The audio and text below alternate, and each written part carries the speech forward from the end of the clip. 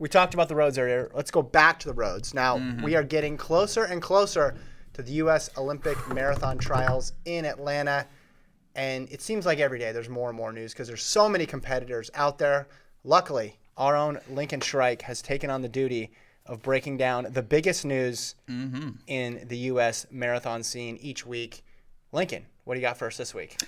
Welcome back, folks, to episode number 2 of This Week in Olympic Marathon Trials News, where just like the Alpha Fly, we haven't been canceled yet, but keep the eyes peeled.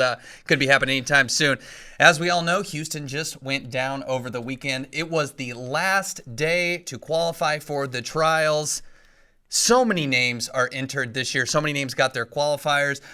So while I have this minute and a half segment, I thought I'd use every second of it to read every qualifier, all 654 names. We start with Nathan Martin, Zachary Bevan, Charlie Hurt, Daniel Kremski, Jarrett LeBlanc, Timothy Ritchie, Dan Vasello, and Turner Wiley. You don't need to know anymore after that. That's basically all we got. Now, the news coming out of Houston, 14 American men broke 62 minutes, several of them not even in vapor flies, so I think we can only assume every brand now is cheating.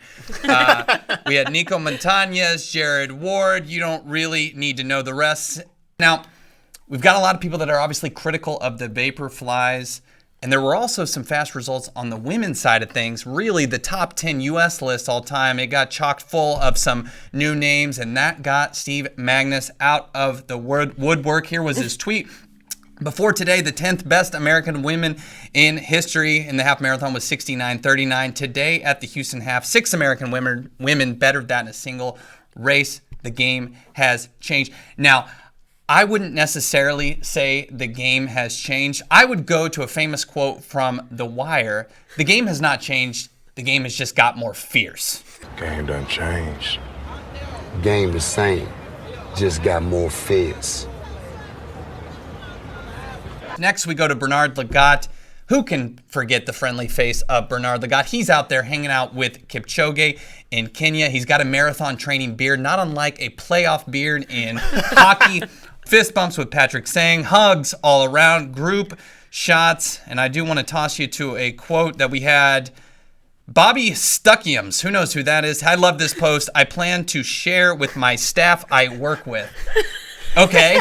Not the staff he doesn't work with. Yeah, it's just fantastic. Great that Lagat, he's looking good. Sleeper, if there can be, of Bernard Lagat at the trials. Some other drama, and we'll end with this, some other drama at the Houston half. Some new prototypes were on the line, but some giant stack height shoes were spotted from Adidas athletes. They really didn't have a lot of markings, but everyone assumed because of kind of the composition and what they look like, they were Adidas shoes, and they were obviously on Adidas athletes. That would probably be the biggest sign. Everyone's wondering, where did these shoes come from? Who's creating them?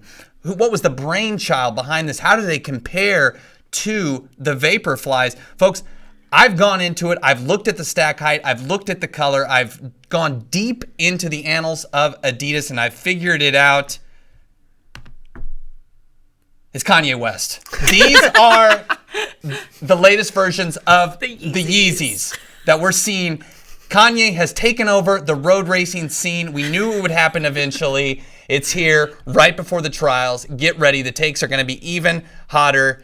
And yes, Yeezy himself is now mired in controversy in the marathon. Whew. Thanks, everyone.